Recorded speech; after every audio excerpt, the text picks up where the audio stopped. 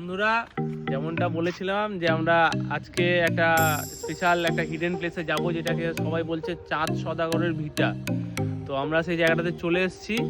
তো যা পরিস্থিতি দেখলাম যে এটা আর হিডেন প্লেসের কিছু নেই, কারণ এত লোক, এত গাড়ি, যে আমাদেরকে লাস্টে আমাদের গাড়ি বাগানের মধ্যে রেখে যেতে হচ্ছে, এমন পরিস্থিতি। তবে হ্যাঁ, জায়গাটা সত্যিই সুন্দর। যদি এখানে লোকজন একটু কম থাকে তো দেখতে ভালো লাগবে। তো তোমরা দেখতেই পাচ্ছ, একটু দেখিয়ে দাও জায়গাটা ঘুরিয়ে।